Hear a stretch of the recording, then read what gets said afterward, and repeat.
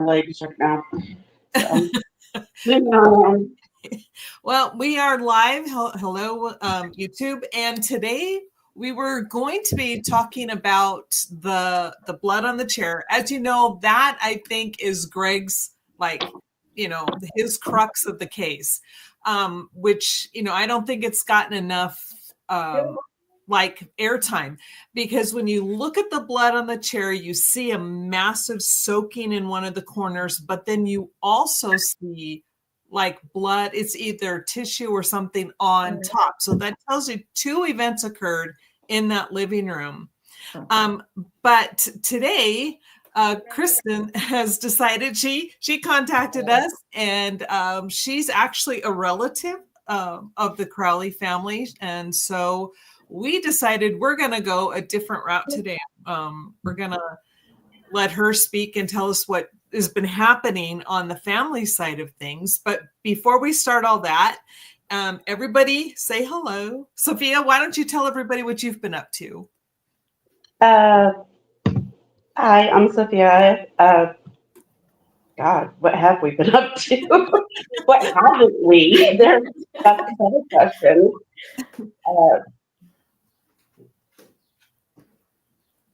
Catherine and I have been working on a book together. It's coming along really well. It's not about the case, so don't get your hopes up high on that one. But it is coming together really well, and we're super stoked about it. Other than that, I don't know, just normal stuff, daily stuff that we're doing. And Kristin, how are you doing? It's been quite an interesting year since I came on last. Mm-hmm. And so I wanted to kind of fill everybody in, and I've been in touch with Greg. We've been trying to touch base, but he is, like all of us, a very busy man. And so, again, I think just especially my husband and myself, we are starting to understand how much humility and honor to pay to you two.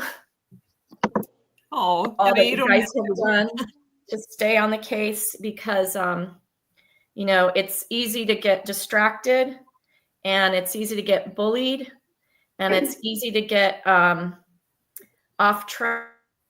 And so we just want to say thank you guys. I'm so emotional because it's really real. It's really true, you guys.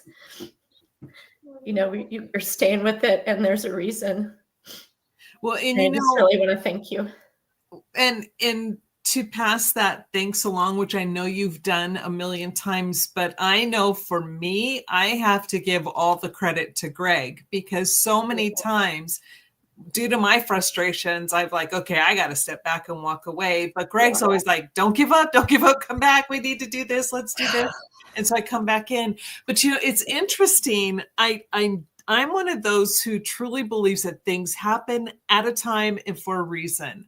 Yeah. I woke up at 4 o'clock, 4 o'clock this morning, and the case was on my mind, right? Yeah. And so I'm sitting there thinking, going, why is it that we know, other than the obvious, but we know that there's something wrong with this case? Yeah. And then I thought back to the videos I was doing at the beginning, when I'm listing all of the inconsistencies. Right. Now, there are going to be some inconsistencies in every single case. Even if you know and it's videotaped, there'll be an inconsistency. But with this one, I think I stopped at, it was over 100 listing inconsistencies. And when it gets to that point, so I'm thinking, going, when it's at that point, there's a major problem. Yes. And so why is it? But you're going to explain why. But for those of us on the outside looking in, we're like, why is it that this isn't so blatant, and why are the police not doing anything? Exactly. And we're finding out more, because when you're in a crime situation, a family, and a hex of this type of darkness, it's like being in a pit. The only way I could describe it, or like down in like a crab cage, like crabbing, and you're in this cage, and they're clawing you, and the crab behavior is basically the kind of behavior and the kind of family that we are in. And so they cannibalize each other to stay on top. If you look at like hermit crabs, like how they will go into, they'll eat each other to take each other's homes. I mean, it's dark. And so like maybe the queen crab or the king crab will get all the way to the top and just claw their way to the top. And that is what these dark, toxic vortex family systems are. And this is what we're in. So why I'm saying that is you can't see, you're just in survival. You can't, when the top tier tells you, the top crab says, hey, Greg. Hey, everyone. Hi, Greg. So, Kristin, before we get too much into this, can you go ahead and remind everybody, because I do have some new viewers since we spoke last, and let them know who you are and how you related to David Crowley. Okay. I'm Kristin Kashani, Kristin Melissa, and I'm the sister of David Crowley's uncle. I'm the sister, his wife. Okay, so he has a dad named Dan. David Crowley has a dad named Dan. He has a brother named Danny Jr. They also have a Grandpa Dan. Grandpa Dan is gone. He passed away. Now, Grandpa Dan is the crux of this story, okay? The Grandpa Dan. You have to understand Grandpa Dan. Then you have Tim, you have Dan Crowley, and then you have a Karen Crowley, what is her name? The sister. She's the middle sister. Her name is Karen. And so is my sister. My sister's name is Karen. And she's married to the youngest brother of the Dan Crowley, David Crowley's uncle. Okay, so we have two Karens in the family. One is Karen Hansen, I think, and Karen Crowley is my sister. Now, why that's important is Tim Crowley, my brother-in-law, was basically David Crowley's mentor in production and movies, and basically was the one that was managing, from my personal opinion, his life and intellectual property and getting him to Hollywood and all of this. He was huge in David's life and conspiracy theories, etc. I was helping, my husband and I lived one street away from the Crowleys, Tim and Karen. And I'm a child advocate chaplain and an international, I speak internationally. My husband and I have done this our whole career. So we moved by them so that my mom, we could all take care of the kids while we traveled. Okay. So the reason we lived there was to help, rear the families, all the children together. So together, my sister and I, living right by each other, we have 6 children. And they have 4 and we have 2. And my husband and I basically helped rear the Crowley children because my sister is a huge corporate bankruptcy attorney. She works 12, 14-hour days. So my husband and I basically cared for all the Tim Crowley children. We were highly involved. The actual year I was involved with David, Dan, Danny, when they came and the whole murder happened. And it was very odd. And so I heard only what Tim, the uncle, told me about David. And so when he was murdered that year, it was so weird because, we just were told one thing about him. And so things started getting really dark, and they were very dark with that family. My husband and I decided for safety, one of the reasons we moved clear across country, tried to get our children away from them. And it's not going very well. I'm just letting you know, since I went on, it's really true. Everything you guys are saying, it's dark. It's a very dark family. And, Catherine, your whole, how do you say it? Orda Chow or whatever. Order ab chow. Oh, yeah, that was a good one. Yeah. So I've been studying that. My husband and I are we're in basically a cloud of witness protection program. We've had to report all of this to the FBI because we are in danger. No joke. I'm really sorry to hear that. But, we did say those things, like we have a kill switch. And we did tell you guys and everyone that we are in danger, but we're not suicidal. Now, the reality is, I'm bringing up like the New Yorker. I'm really into the New Yorker piece and Herzog and all of this, the Nilsson piece, because Anonymous stated that David Crowley is the poster child for warning all of us of what was coming, especially the FEMA issues. I don't want to flag you all, but FEMA. Now we're involved in our child advocacy with Lahaina. What's going on there? I don't know if you guys are aware of the case going on right now, but we're highly aware. And it was FEMA along with DIDDYP, along with the captain in charge of that case there right now is being indicted or being brought in and sued for involvement with DIDDY, which is also involved with EPSTEIN and FEMA. So my point is this: you all staying with it, you all being doxxed, you all having the hunch nothing is making sense here is valid. And not only valid, but along with other anonymous family members that are contacting us in total terror, you guys have stayed on it, and we are inspired, encouraged from what you all have done and stayed with it despite the bullying. And again, we're like the Brady Bunch. Greg, I owe it to Greg. I really do. I think Greg has been the cornerstone for keeping this all together.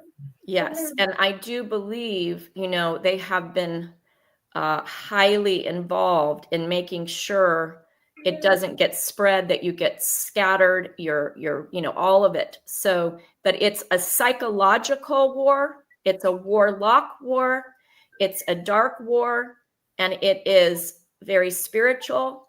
And you guys have, staying with it, and especially for, the blood of, like we've talked about, the blood of the innocent crying out. Now, what happened the day that it was posted, when I went on, you guys know I went on, the day it was posted just so happened to be the memorial. They all gathered in, the Twin Cities in MN, Apple Valley area. They all gathered as a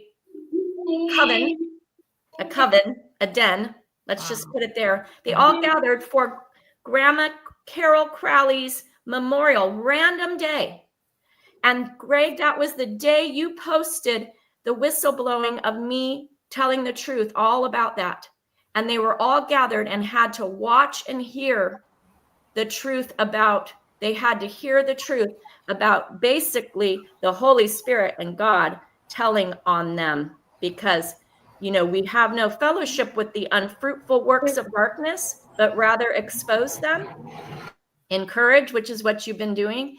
And so it was exposed on that Memorial Day while they were all gathered for her memorial. And I personally believe that grandmother had a curse put on her. She was an invalid her entire life because she dared to speak up to the darkness of that family. And she wrote a beautiful little book about breaking free from the toxicity. And from that moment forward, that woman was writhing on the ground. And the only thing she was able to do her whole life was pray. And they mocked her prayer. I mean, she literally was scooting herself on the ground from the time she was like 30 until her death on 80 years old. And you guys know what? That day was her memorial, was the day you did it, Greg, with us telling the truth about Kate Crowley, telling the truth about the Masonic cult, and telling the truth about Ranya's blood and their blood crying out, and that they have been slandering a good man and defaming his character. And for heaven to post that on that memorial while they're all gathered, they are in a tizzy, man. You guys know what? They are in a tizzy because they have been outed. Yeah, well, I want to let you know why I did the Order of Chow video. Yeah. And, I wrote it and put it together, but I mean, there were a lot of people, Dan helped, a lot of people helped to get that. It wasn't just wonderful.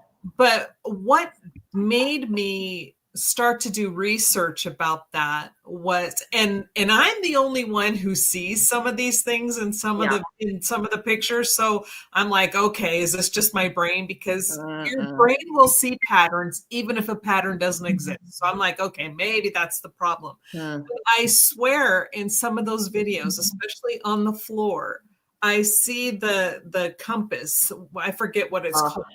But I see it all, and I'm like, and I saw that, and I'm like, that seems awfully a very specific pattern for it to randomly show up on the rug underneath these bodies. So then I started looking at other things, and then I started talking to Altian Childs. Now he won was it Australian? It's like the American Idol equivalent. So I mean, he was quite famous. So millions of views. Yes, on his, yes. And then when I'm reading what he did, so then he's a good guy. So we became really good friends. And then I started talking to him about things I was seeing, and then he pointed me in the direction on what to look for. And so I started finding things in these photos, and then in the past, and then when Danny Mason, within a few months, all of a sudden he becomes a Mason as well. And then like Mason Hendricks, who is really into Norse mythology, and you start to see parts of these cultish or whatever, pagan or religion, whatever somebody wants to call them, you start to see aspects of these throughout the entire case. And then I'm like, okay, again, same thing. If it's one or two, it's like, okay, it could be a coincidence. It's just, but when you start seeing one after the other, and I'm like, we need to do a video. Well, and then also, you guys, we've had anonymous people contacting us after when we went on, what happened to our family. So basically 3 of our family members in 1 week had like a spell. I'm not kidding you, a warlock spell put over them, and they're like zombies, and they have been we've been retaliated against, and it's like they're paranoid and an absolute terror to speak to us. We haven't spoken to our children or our mother for an entire year because of this case. And 1 week. And I went to go try to rescue my mother and my niece from the Crowley cult. And they're in a paranoid state, and they are absolutely in some sort of zombie state. And so they are in total paranoia. So I am on a mission. My husband and I, we are on a mission to try to reopen this case for the sake of rescuing my niece right now, and our children, and my mother. And, because they're doing to them what they did to David. And I'm telling you what they did to David and Kamal and Rania. What they did to them, you guys, is isolated them, had this happen to them, and then nobody was allowed to go talk to them and find and check on them. That's what they're doing to us. And it's sadism. It's sadism. And then what they did to Kate, the mom, she couldn't go check on them. It's sadism. It's very dark. And they were doing it to us this entire year. And like for Christmas, we couldn't even see our new child and our new grandbaby. And of course, those Crowley cult queers, they would always come and talk to me and say, I just BF'd your son. And we're going to cannibalize you. And so this anonymous family members, they're telling me, they're saying all of what they do. They take you aside and they do sadistic things to you, and then they put a hex on you. And if they start to lose power, they pull you back in. So why it was so dangerous for David and Kamal and Rania to leave that area was because that group, that cult, would lose their power, their energy, their source. And so they had to pull it back in because they had to take on that energy. And, I really believe the, what you did, Catherine, Michelle, what you guys did in showing for the goons and what, further proof in my studies of, they were the goons that were carrying this. I mean, I believe they know, God knows, they know what they've done. They're so sick. These are sickos. And, and that's why, and I don't know how you feel about this, but for me, in this particular life, for a long time, because we all get done wrong at one point or another, there's not a person who escapes that. But, when people used to do me wrong, I used to try to find ways to get even. And then, it's like the scripture kept coming back to mind. Vengeance is mine, saith the Lord, I will repay. Amen. So when I leave it, and when people do me wrong, and I'm like, I leave it, it's like, fine, you want to be that way? Yeah. You're not going against me. Exactly. Something happened. I mean, inevitably, something happens that they soon regret what they've done. But and it's not my doing, but it's like life begins to happen in ways for them that kind of tell them maybe you shouldn't be going down that path.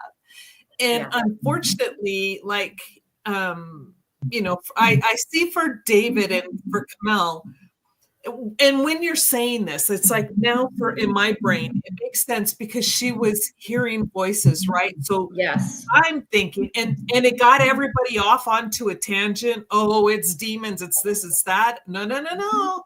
Right. It's like I see them now implanting sensors and they're vocalizing, and they're now doing things to scare them. Yes. Yeah. And I'm like, just it's evil. Yes, pure evil. And it's a tactic. It's like psychological warfare that they do. And we know you guys studied who does this, who did this. I mean, you did it in your piece. And, Alton, his whole story is he got in a car wreck and he had a vision, right? And God told him to tell on the Masonic orders, despite the cost for his life. He got on during COVID, and man, I would watch them dox him. He'd have 1 million views in like an hour, and they would scatter that one that he posted, like they do to you all. They'd scatter that one, and then someone else would upload it, and it'd get 1 million views. There was such the power of God, like you're saying, that vengeance is His. He's repaying. That's all I'm trying to say, you guys, is that this has nothing. I mean, you guys have been vessels that are walking out God's avenging.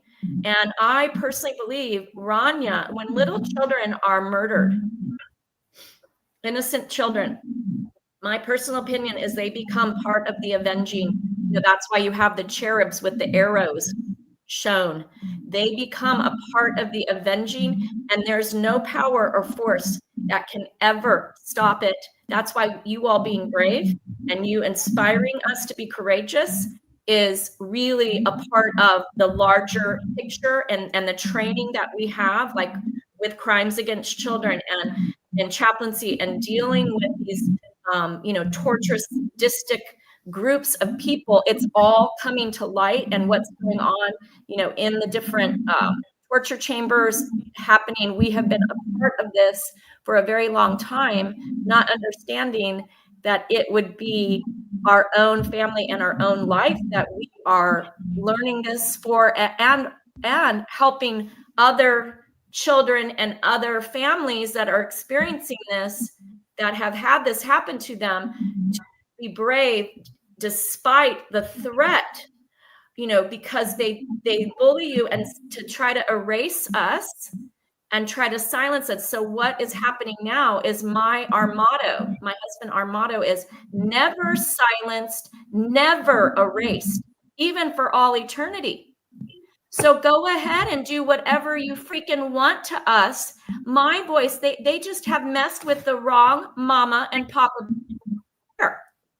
And that's Because good. I'm we are glad you're happy. standing up to them. And Greg, what's your take on all of this? What are You you guys thinking? inspired us. Thank you. Yeah, I think that's the right way. Is nothing will stand against God, and if you have God, if you have Jesus, you really have nothing to fear, and you have to go forward. You have to go forward. You have to talk about it. At some point, we're all going to die. No one is going to escape that. But death is not the end. Death, there's something else there. There's something bigger. There's something greater. I truly think that is true. This whole life is just a test. Yes. While we're here for this short time, we've got a great opportunity to do some very amazing, powerful things for God. We can do some great things for ourselves. We can do some great things for people. But if we're not including God in that, we leave ourselves we are vulnerable to fall into the traps of these cults, to fall into the traps of these satanic things. And the doors, it really seems like, I wouldn't say the gates of hell are being opened, but it's a little easier now. It's easier to access. It's easier to fall into that trap, even if you don't really mean to. It's everywhere. It's everywhere. And when I started looking into this case, I didn't think it was going to take me back here. I thought, okay, it's just going to be another murder mystery case, and we'll talk about it, we'll cover it, we'll see where this takes us to, and it turned into something very spiritual for me. And there's have been, I don't talk about it, but there have been some spiritual battles that I know are directly related to this case that I have faced, that I have struggled with, and that I have overcome too. Yes. And Sophia, what is your take on all of this?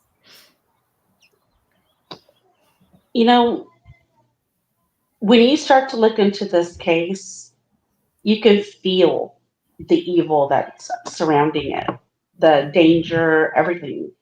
It's almost suffocating in some ways. And, we've all been attacked by other people.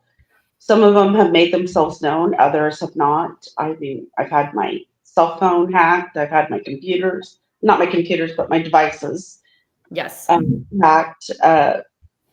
We've had threats lobbed at us, threats lobbed at our family, like extended family members and stuff. It's crazy.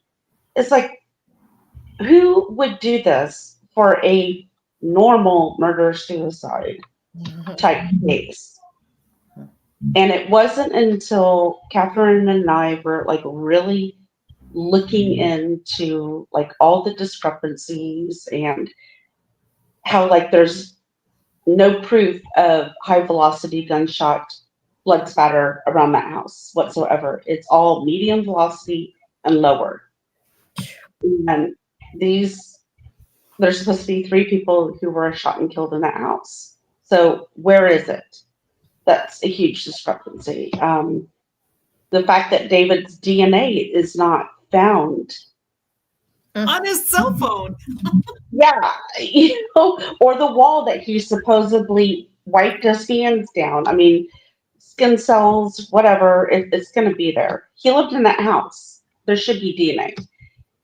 There's just so many discrepancies. And then when we finally figured out that at the end of David's autopsy report, it shows right there, he was the first to die. And that just blows the entire theory that the higher ups had put in place out of the water. And for me, they were murdered. And that's it. Open shut case. The proof is right there on his autopsy report. The second sentence at the end of that last page, it's right there. If you know how to read it, it's there. And Rania and Kamel, their time of death was after David's. Yeah, I mean, one word changed the whole entire case. Marked. That one word changed it all. And it has so many different meanings. And in the case of David's autopsy, it means more advanced, very obvious. But they were also marked as a family. You know, they had a target on their back, clearly. They made someone very angry, and they're gone. Well, you know, blood money. I have to say this. They're very unhappy. They did get money, and I call them China sellouts. I'm sorry, they're sellouts to China, and it's blood money, and it's pretty high up, but they're miserable. I just have to let you know this. Dan Crowley, the dad, he wants to give all the money away because it is blood money. Ooh. And I didn't know that. So you guys, you know, the love of money is the root of all evil. And that really is what was it about? What is it about? It's about the money that they were getting ready to have and the mics and all of it. And it was too successful. And, you know, he was cutting out all of these weirdos from his life. Didn't want the Crowley queer men, the Crowley queers. I'm sorry if you're offended by that, but it's the truth. They're a bunch of, can I say it? Butt fuckers. And that's what they always say to my son. They'd always say, hey, Kristin, I just butt fucked your son. And these are perverts. Yeah, and that is so disgusting. And, you know, and I know that there's a line to be drawn. There's a difference between someone who chooses the lifestyle or has the lifestyle, because there are people who choose it. It's not going to be up for debate, but if they choose that lifestyle, that's not what you're talking about. You're talking about people who were evil, who do things like, yes, that to hurt others and to then use it as a form of torture. Well, and I believe that's why David did not want Danny Jr. touching Rania. Got new phones, cut them out, and then also the Mason Hendricks piece that you showed, where he would come in and always joke about what a weakling David Crowley was and wanted to, you know what, Rania, come on. That is what they do. That is what they do constantly. Yeah, and you know what? That, you know, I think that is the motive. That is so important here, because I think the Masonic, you know, the cult that they are involved with, it's about an orgy over dead people and getting off on that. I'm sorry to be this blatant, but that's the truth. And we have to look at, you know, their sadism and realize when they had the look in their eyes after they, you know, what they posted, and the look in their eyes of being high afterward. They were higher than kites, happy, like, you know, dilated pupils. To me, you guys, those pictures of what they posted afterward is, you know, shame on them. Even if they didn't participate, shame on them for doing that. Yeah, that was a disgusting photo. Yes, absolutely. It was at the service, right, Greg? It was when all the boards. So sick, you guys. It was while they were being interviewed by one of the local newspapers. Yes, that is them. And, you know, Mason Hendricks coming in and saying those things to David, that is what they do. And then they come in and say those things about Rania. And, you know, the fact that he got a new phone, blocked them, wouldn't talk to them. And then the biggest thing for me is that who got the Day One Journal and got access to that? Those two Dan Crowley queers. I'm sorry, that's the truth. Yeah, Sophia actually was Kate Crowley in that, right? Where's Kate Crowley? Nobody does that. No, right. it's And what here's they're the thing, doing. Kristen. Here's the thing: is that Sophia was the one who first caught the changes in the diary. She brought it up, and she's like, Yes. "Hey, wait a second! They're deleting things." How did that capture your attention, Sophia? Just going off of what they said in the articles and in the movie. Or, I mean, it's not even a documentary. Let's be honest. That was all BS. Propaganda. So, I mean, just going from what they said and then double checking the day one journal, because it does not cover every single thing. But the main things, like David was supposedly pulling away and he was a drug addict and he's abusing his wife and everything. And I'm like, where am I seeing this? I mean, are we looking at the same exact journal? Is there a different one that nobody is talking about? You know, they refer to the day one journal in the documentary, but what I was looking at and what they were talking about, like making their last phone calls or seeing David the last time, that wasn't lining up, you know, and the fact that David was rewriting the script and working on his own with Kamel and Dice, you know, that was a huge deal. Yes. He completely kept them out. Yeah. And then when you look at the documentary and you see where they're trying to convince you that David was doing all of these horrible things leading right up to his death.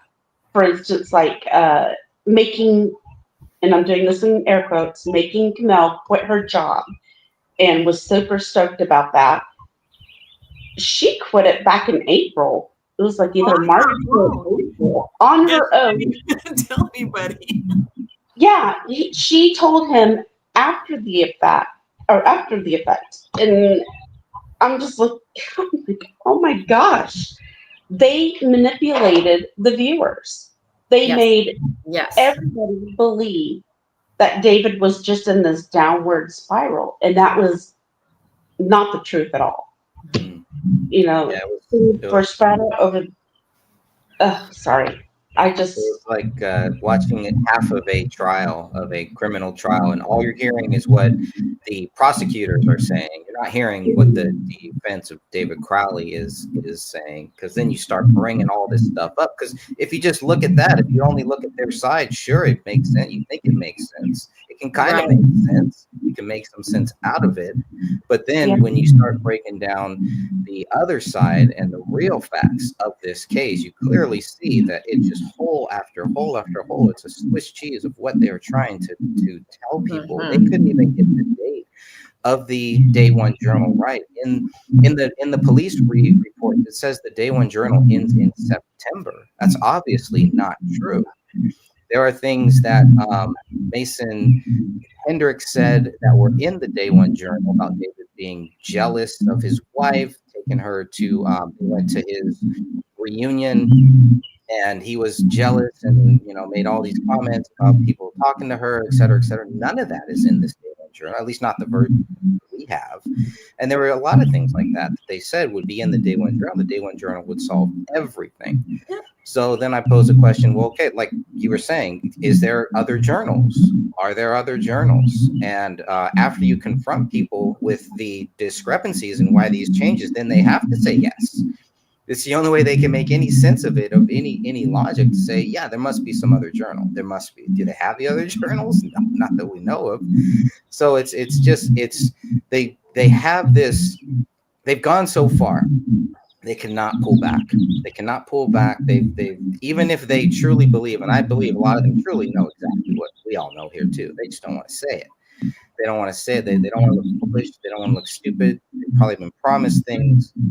They were promised things. They were trying to go forward with Gray State to turn it into something that, to me, another thing that I believe God did is there's a movie called Homestead, which is very similar. It's like the Christian version of Gray State. It's a really good movie, and the way that God works through people and the way that I've seen it happen with this case is very, very powerful.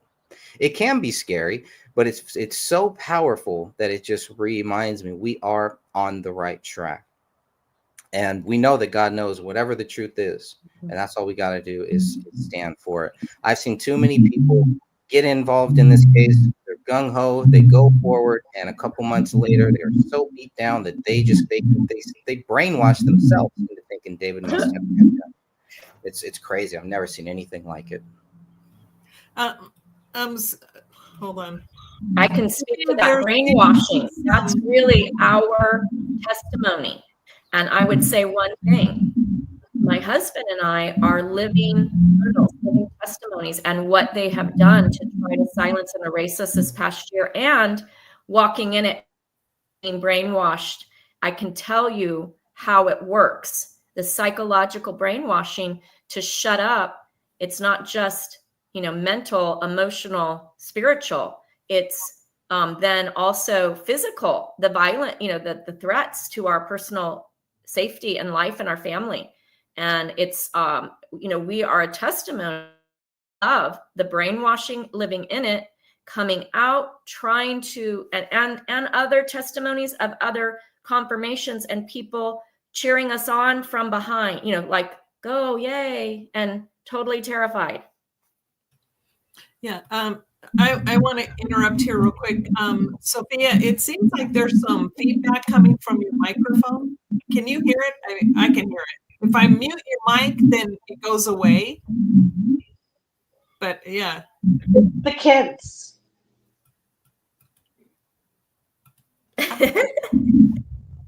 Because anytime we talk, it's like we can hear a muffled reverb of what's being said coming through. Does anybody else hear it? Yeah. It's like the teacher in Peanuts, Charlie Brown. Yeah. So if I mute you, that's why, because it's like from over here, you can really hear it. Okay. But did you want to mute it? Because if you mute it, then you have control. If I mute it, then I have to unmute. Okay. Oh, see? Wait, there. Yeah, there you go. Okay. I'm sorry, I didn't mean to interrupt, but my brain was losing. So, you guys, as far as the living testimony and journal and the bullying and all of it, moving forward with what you guys have stayed with it and, been led by God. And I'm just, we're just encouraging, and then also, walking a mile in your shoes in this bravery. We are asking for this case and, signing the petition that you just signed, and then also trying to bring it to the attention of, the crimes against children that I'm a part of. I'm trained. It's through the FBI and the DOJ. And we're getting ready to go to that conference, and they train you. I mean, these are on the ground, the good people who, because there's half and half.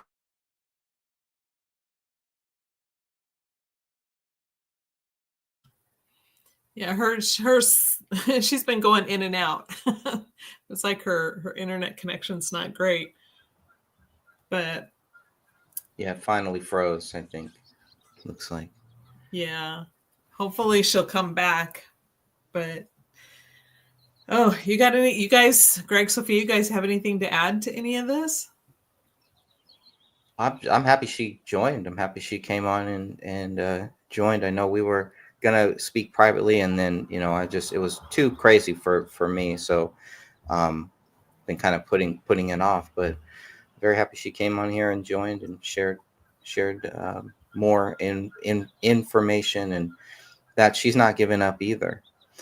Because like she was saying, I truly believe there are a lot of the family members that are quietly cheering us on or praying for us, and just they want us to keep going forward because nobody else is, and they don't know what to do. And there's been some family members that especially the younger ones. I think the younger ones are really going to be the ones who are going to look at this case as they get older, and they're going to be pretty pissed off and not pissed off at us. They may start being pissed off at us, which is fine. I've seen that happen with several cases. When they get older and they research it and they learn about this case, or when God puts it in their heart to actually listen to what we are saying, they're pissed off. They're pissed off because they've been lied to, not because we've been, trying to say, hey, go over here, just listen to us, buy my book, buy my freaking leggings, buy all of my stuff. It's all about me, I forgot the leggings. Are those still for sale? I have no idea. I don't know. I don't even know how to log into that portal anymore. So I do not know. Well, I was cut off, right? Mid-sentence? Yeah, you were. Glad to Okay. have you back. Interesting. Go ahead if you want to finish up what you were saying. I don't want to interrupt you. So that was really intriguing. Let me just say it very quickly. So we are, drawing attention to it in a larger case, and in what we've already, our training that we've been getting. So we're hoping to see. Well, we'll see. Obviously, in mid-sentence while I was saying that, I was cut off. So obviously, we know what's involved. So again, my husband and I are not suicidal. Again, we have a kill switch, meaning, that what is a kill switch? It means that if something weird happens to us, everybody knows who to start to investigate. All right. The other piece of it is, we will do anything. We're not afraid of being bullied anymore. We've lost everything. I mean, everything imaginable except our lives. So we are pursuing. We already have the case reported larger, but we wanted to speak with you guys about really working hard to try to get it reopened and bringing it out of the Apple Valley. Bringing it into the FBI and the Crimes Against Children and the DOJ. But we have to understand something that we're learning. And that is, if we're going to be involved in the trafficking and the larger drug and trafficking cult route, if it is the top tier group, we'll never be able to see justice. If it's the top tier group that's ruling from the unholy see, understand what coat of arms they're involved with, right? Which one, like Aton shows, which one are they involved with? And that's what we're trying to figure out, what one this case is involved with. And I think it's pretty high up, extremely high up. So that we're in a lot more danger, and we won't be able to see it investigated, right, by the larger FBI, DOJ. And the Crimes Against Children group. We'll see if we're able to. But in these cases, I'd like to refer all of you guys to Sean Atwood. He's from the UK. Yeah, I watched his channel. He's second tier. He was a drug trafficker, like high-end elite. And he started hitting the market for the very large, like opioid trade of the, like the ones who really rule everything, like the KERRY, KERRY opioids. He was a Secretary of State at one point. That group and, the sellout to China stuff, they, if you hit that market, if you start investigating the top tier, you will be absolutely annihilated, which is what happened to Sean Atwood. And he was put in an Arizona prison because he was tapping into the large group. You'll have justice on the second, third group, and they'll put drug traffickers and child traffickers in jail. And that's what, understanding kind of like, they kind of know it. We're learning, like, as you go into the case, they have like some sort of coding, I'm convinced, like a code that shows the detectives and the police involved. It shows them, like, there's a code that shows them, don't you dare mess with this case. Don't you dare. Look at the Gene Hackman case. If you go boots on the ground, we have property in Santa Fe, New Mexico. We are involved in that case with Epstein, Bill Richardson, all of that. that when you hear the coroner speak, she was terrified, boots on the ground, but people were trying to get information, true information to the regular people, and to watch. It's kind of like the Anthony Bourdain, Kate Spade cases. Watch how the information gets out. It's very similar with this case, right? The coroner, all of it. Then I believe on the paperwork, the investigators and the police have some sort of flag that they all follow. And everybody knows, don't you dare keep investigating this case. You close it down, which is what's happening in Lahaina with the DIDDY case, what's happening to Pacific Palisades out here where we live with the, with the FEMA and Asheville, North Carolina. That's why his case is so important, because what does he have posted all over before all this? Yeah. FEMA. Let's all say it together. Let's go. And I know I'm joking, and this is serious, what. But well, the reality is you're really the first person that I've heard that has really nailed down on that particular group. And it's like, as soon as you said that, I see the poster with that. Yes, that agency. That is why, you guys.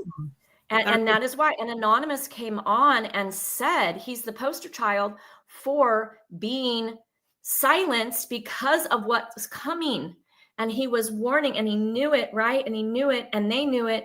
And I believe that group and the family wanted the power and wanted that to be able to unveil that in Minneapolis, because some of the study I did was the Minneapolis people, the film industry there was very angry that he was getting ready to break ties and come out here with the mics, to produce here. And so you have a whole group of people too, and that route that they wanted to be the heroes and be the ones that were going to bring this whole thing out and have Minnesota film, be where this series was coming out of. If you do the research on the different interviews that he was doing with the larger Minnesota film group.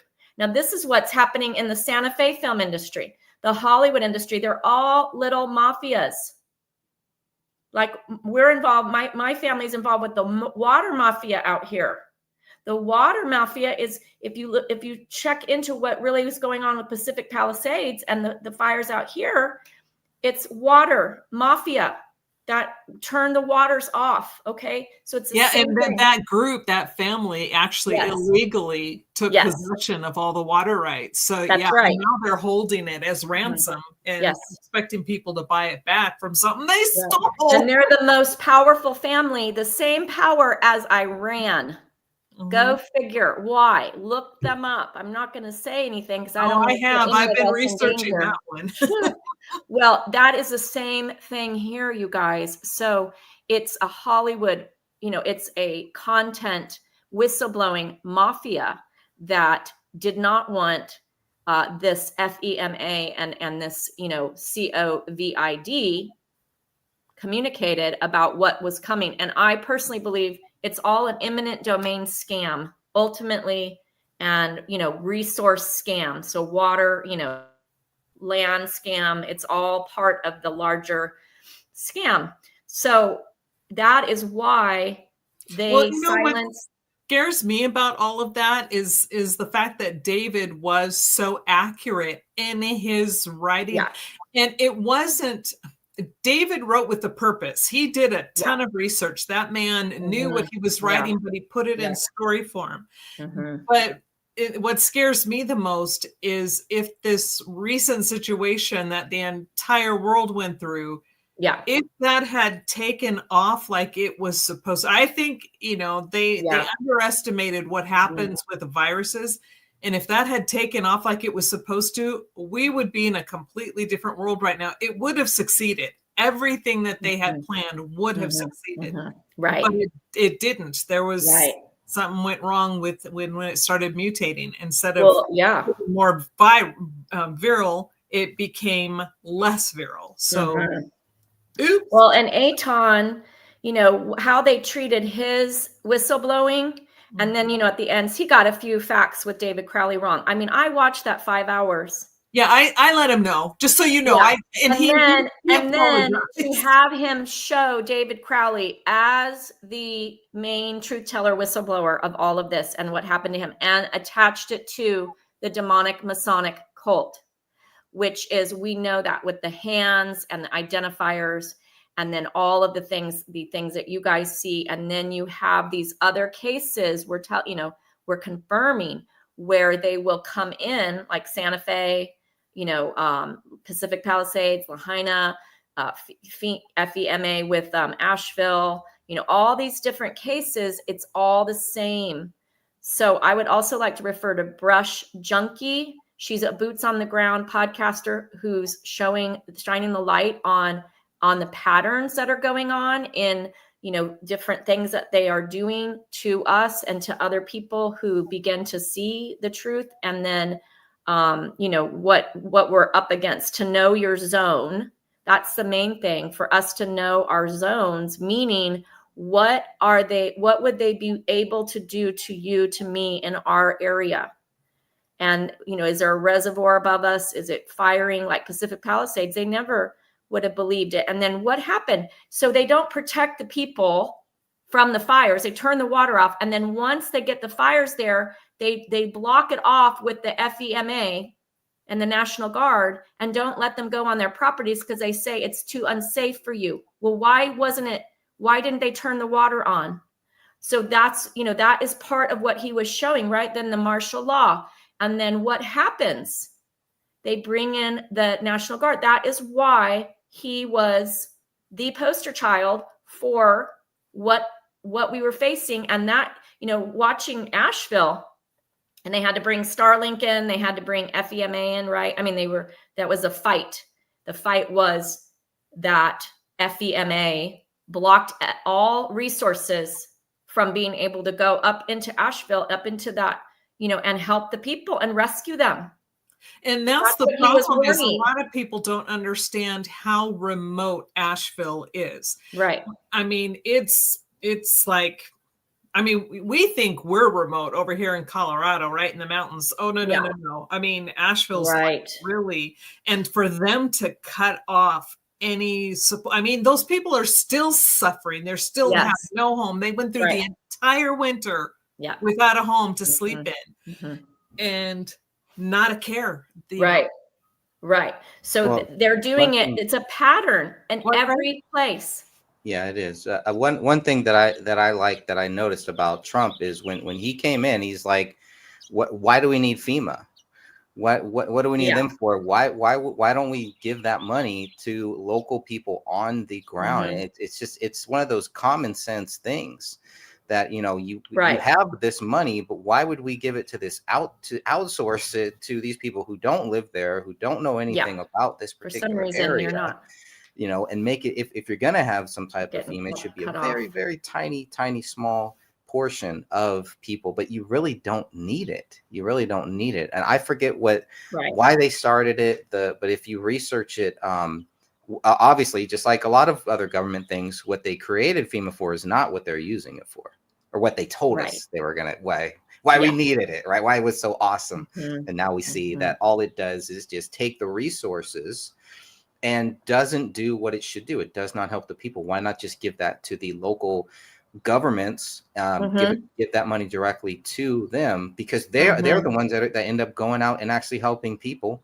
So what do we need FEMA for? Well, and they're blocking the people from going and helping each other after the event, and they don't care that the event happened and people are dying. So it's a big scam. They're saying, oh my gosh, you can't go back up to your land because you're going to breathe in those the fire, the fire chemicals, but they didn't care that the water was turned off and they all died and lost their property. So then afterwards they bring in the strong arm, the National Guard or the FEMA, and then they block everyone. This has happened in Lahaina. It happened in Pacific Palisades. It's happening in Asheville. And so he was the poster child for warning us about this. That is another huge piece, and why his case needs to be blown up, because that he anonymous got on and said he is the whistleblower for what was coming. Now they attached Trump, that what Trump is doing. And, you can go apolitical and all of that. And that's part of what I'm saying with Sean Atwood is, we don't know 100% what it's like to be at those top levels and trying to bring help and boots on the ground and what you have to do to negotiate with evil players. We don't know all that's involved with that and like how dangerous it is, right? Like we can stand here and say, oh, I do believe in Trump, I do, or don't believe in Elon Musk, I do, or don't believe in Biden and Lizinski. The main issue is none of us understand the threats and the blackmail and what's attached to them having to be a puppet or not, and how brave how brave you have to be to push through and try to get anything done. That's the issue here. And what group do they serve? What murderous blackmail group do they serve or not? I mean, that is really at the heart. And they tapped into, David Crowley tapped into this. And that's what I'm trying to say is we are, as we bring it to, and you guys, all the work that you did and trying to petition to have it reopened, it's going to be interesting to see, because that is our mission now in this, forever. We're not going to stop. We're going to try to bring light, and we're going to watch, see what happens, like what FBI case or what detectives will look into it. Who cares? Because I'll tell you one thing, I need to rescue my mother and my niece and our children from this dark group. And that we are all in danger, and I need help, because we have living people that are getting ready, that are in danger. We have living people that are in danger in the family. They're living under a threat. They are. We're being retaliated against, and they're being put in an absolute paranoid state in order to not join with us, to not ever come home, to never acknowledge us, to have me completely erased, because we're such a threat to communicating with you all the truth. Yeah. And we see, just one last thing, Catherine, just, when people learn about this and they watch these videos, and we all get it wrong. All of you ladies probably know that I've gotten many things. You probably corrected me on many things that I've gotten wrong. But, when people go and they research this case, we don't want them to find the coffee house crime video. Right. We don't want them to find Kenneth Maines, and that is one of the main reasons why I'm glad that we are keeping this out there for those real people who really want to go and look at, and they're like, there's something wrong there. Who's talking about the other side? It's all David Crowley is crazy, guilty, and boom. So it's very important that we do continue to do something. Absolutely. Yeah. And what's so interesting, those all have 1 million views, 1 million this, 1 million that. And Aton, if we could get Aton's views and his thing done and show those views, right? And this is the issue, is the propaganda attached to the label and all of the evidence. Then, like Sophia, what you said is like watching all the evidence and the propaganda to force everyone to believe their false narrative, no matter the evidence. This is what this group does. Yeah. Okay. And we've been on here for an hour, so I'm going to have to wrap this up. But Sophia, do you have any last words you want to say? Anything you want to add real quick before we call it quits for the day? Can you hear me? Yes. Can you hear me? Yes. Oh, wait. Now I can't hear you. Now you unmuted it. Now, there you go. Now you're unmuted. Okay. Sorry about that. I just want to encourage the viewers to keep asking questions, keep looking at the case, looking at the photos, and asking the real questions. Mm-hmm. Because if the other side, the people who are trying to push the official narrative, keep suppressing our voice, then nothing is going to get done. But if you keep asking legit questions and questions and keep fighting a good fight, staying strong, and not letting them bully us into believing what they want us to believe, then we could hopefully get some movement in this to get some traction going. That's really all I have to say. Oh, I I do absolutely appreciate. didn't I wait, didn't do hear you. appreciate. Can you repeat that one more time? I know it's getting noisier. So thank you. I do appreciate everything.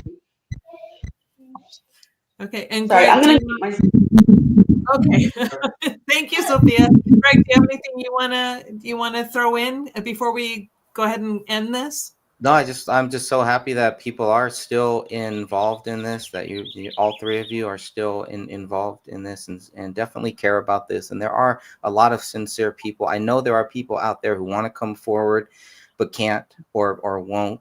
I understand it, but you know, anything that you can do to help, pray, find other people, find somebody that will come out.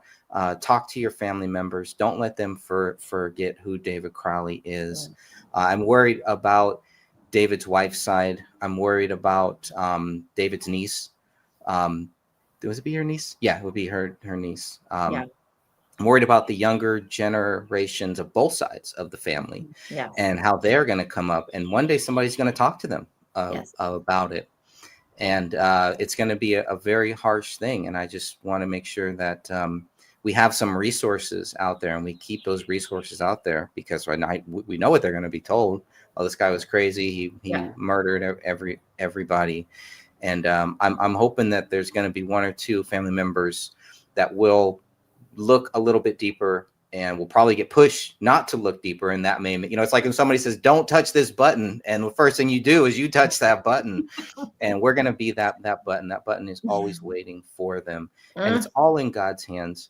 And I just pray about that. But I truly believe someday somebody is going to come and somebody is going to really help get this case reopened. And that's all. Kristin, do you have any last words?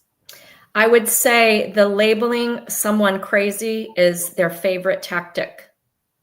And that is what we're facing. They do it to everyone. And so, you know, don't believe that, because that's the only tactic they have. And then they want to prove that you're crazy and that you're capable of doing this stuff. But they are mirroring themselves. They always tell on themselves. They're crazy. They're a crazy group of people. And the truth is marching on, and you all, in your obedience and in your resilience, have kept that resource. And we're, you know, the fact that you did it, we've come out of the pit and we're being labeled crazy, but we're not. I went and got all kinds of evaluations. I have CPTSD from all the trauma of what the crazy sadists do. So that's the issue here. Well, I just want to thank everyone for being here, and even the people who have been listening and watching the live stream.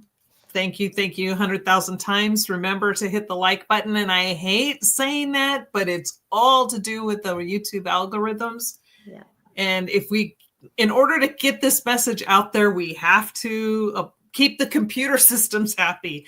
So if you could like, comment, share if you want to, please do that. But I just want to say thank you to Kristin, thank you to Sophia, thank you to Greg, thank you to everybody for being here and for helping and commenting. And Kristin, you are welcome anytime to come back. And you can find me here, find me all over the place. But can you guys call me or text me, because I lost my phone, and so I need your new info. That's my issue. Okay, as soon as we go off live, I'll give you that information. But thank you everybody for being here, and I hope you have a great day. Thanks, you guys. Truly.